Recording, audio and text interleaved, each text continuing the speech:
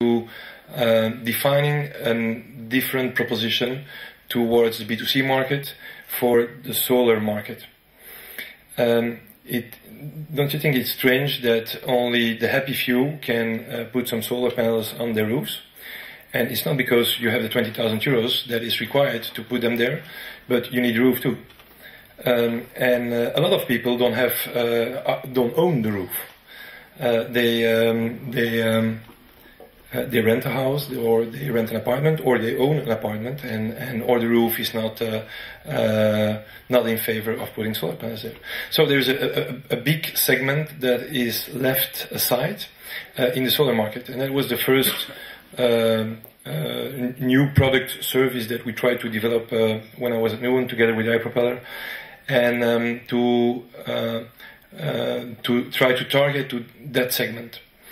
We didn't reach into the end, not because I left earlier, but because it takes, as you said, Ute, it takes shared values and a belief as a company, a corporation, that you can make a difference with other models. The reason I'm telling you this is that you really need a board that believes that trying to be innovative with social entrepreneurship, that is an investment. Everybody understands that costs more money than just making customers with a door-to-door sales team, and that the return on that investment will not be in the air and will not be seen in European L. So back to what Eneco stands for today, we believe that the model of energy distribution and production will change over the years, meaning that we will go, and that's one of our values, we will evolve to a decentralized, renewable auto production market. That can be at the level of a municipality, that can be at the level of a B2B customer, that can be at the level of a household. The needs, as we talked earlier, the needs are different than what they were 10 years ago. People are looking for more autonomy, and with that, I think we need to reinvent the definition of a production company as we are, and a supplying company as we are. So we have been looking with iPropeller.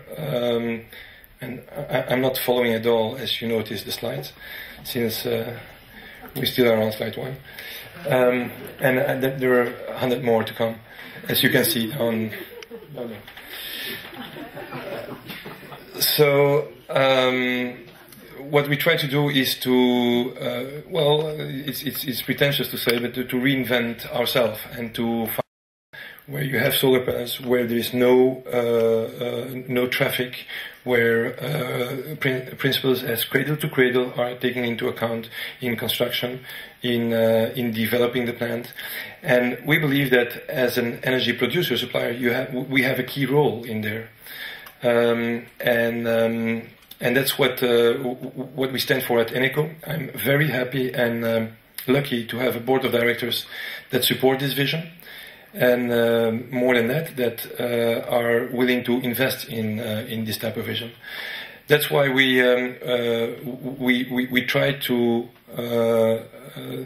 look further down the road in integrated business models where you have the production and the supply of electricity that is combined. I heard in one of your slides that it is in the integration of ideas, and it is in the integration of concepts that their social entrepreneurs are finding their ground, let's say. And it sounds like a nice story, and I feel like when I started my career like a consultant, but it's really about how can we help our clients in being more conscientious about the environment, in being more autonomous with the production and with the spend of their electricity, and how can we contribute in what way can we contribute to our local Belgian environment? We believe that in 2016, and that's we just started. By the way, Eneco. I should have started with that. Eneco is a daughter company of an Electrabel-like company in the Netherlands. So we're incumbent in the Netherlands. We are with 3 million customers, 10,000 employees, 5.5 billion turnover. So the really big, not always very innovative, 2 minutes left, company that we try to be in Belgium, and then the challenger we try to be in Belgium. Toon had much more time than I did, so we need to talk about that. And I don't agree. No, I'll try to stick to the 20 minutes. So we are part of that bigger environment, and then it's difficult to be entrepreneurial when you are part of an incumbent company.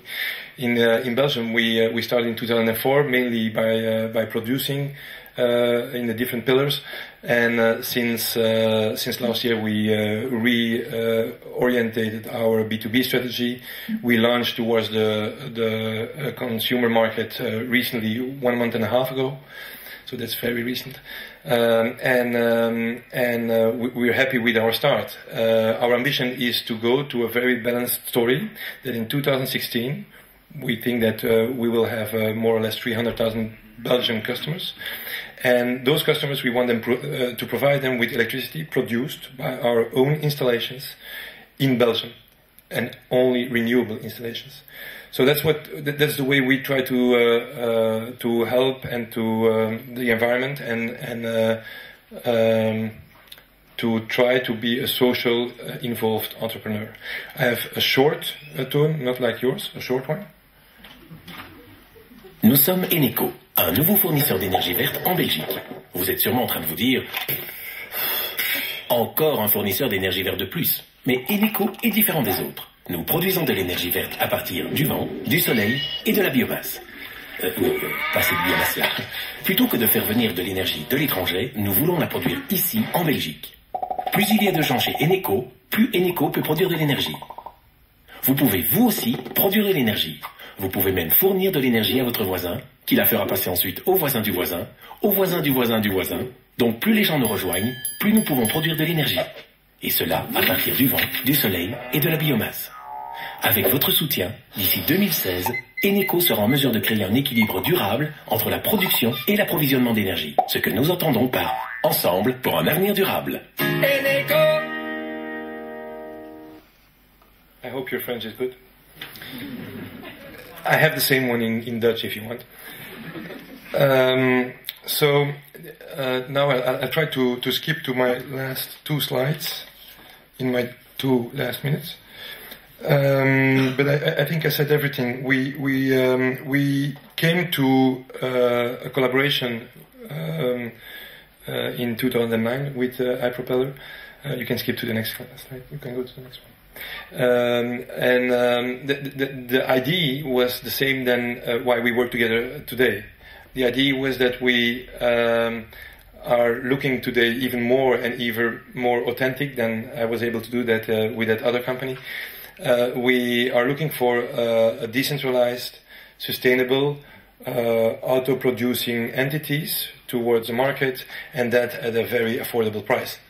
The main driver for switching of energy company is not being green, is not because you have a good customer service. That's the only reason why they move away from you. It's because you have a good price in combination with other USPs. So and then in that entire spectrum of decentralized production, we have been looking with iPropeller for developing new services, new products that we are going to launch very soon in the market, and that will be totally in line with the small movie you've just seen, and that is our way. We try to put our little help in social entrepreneurship.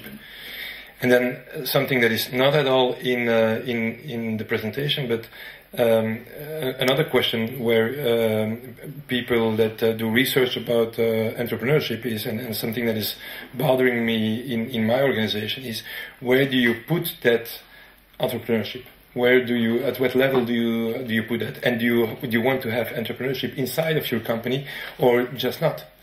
And it's an interesting question, because if you take it inside of a big corporation, you can imagine what happens. If you leave it outside, you can also see what the difficulties are. So that's kind of a boggling question to me. Thank you for listening to me, and I will be very happy to answer questions later on.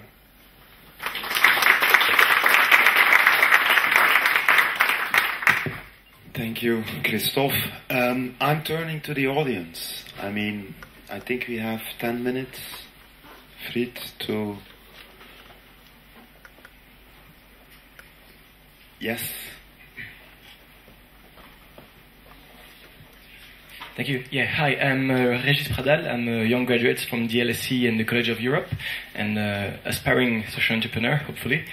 And I have questions about the values of the social entrepreneur. My first question is, if the values are so important to the creativity and to the organization, what happens when the social entrepreneur wants to leave and be replaced by another CEO, for example? Can the organization sustain itself? Is it more harder than for commercial enterprises?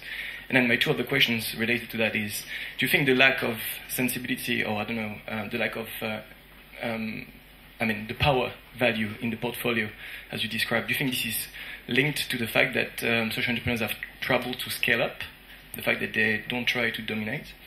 And then the other thing is, do you think these values can be acquired? I mean, to what extent education is key for these values to be acquired? Because I've got a business background, and I think if I had been from the beginning inclined to learn about these values, I guess I would have included this more in my thinking. And yeah, that's my questions. Thank you. Okay. Does that work? Yeah. Okay. Very easy ones then. Well, what happens if the entrepreneur leaves? I think that's a very excellent question, and two things. One is I refer you to tomorrow's presentation, because there we talk about how values become ingrained also in organizational structures, if you want, in organizational practices.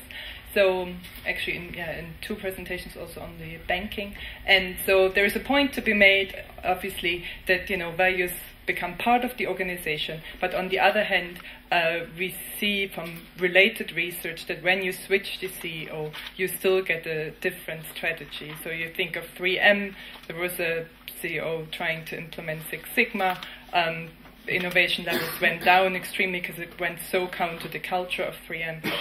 They put another person in charge, revived the experimenting spirit, it worked quite well again. So, I think that answers hopefully the first question. I think the question about power and scaling is a very good one. I haven't actually been thinking along those lines, but yes, I agree. There is, because power, basically, the lack of power, valuing power means really that you don't necessarily want to be the person kind of dominating others, but it also ties nicely with the idea of collaborating. So one strategy we see a lot is that social enterprises collaborate with others, and through these, if you want, on the same playing field, through these collaborations might achieve scale. But leave it at that. And education, that's a very interesting one, and I think there's a nice study, and I'm sorry for all the economists in the room, because it basically shows that, so the idea was two different people select different occupations and fields of studies. Yes, they do. Does studying a certain subject make you more or less value something? Yes, it does as well. So, because it's in your formative years, so to speak, quite early on, and the study was on economists, and basically they found that they were quite self-centered. But I'll leave it at that, and I leave it to all the economists in the room to refute that, obviously. Christophe, maybe I want to hear you say something about this issue about power, or the lack of values oriented towards power and scale, because the whole setting you described to us is very interesting because you can compare between the two situations. And I have the feeling that Eneco is on the one hand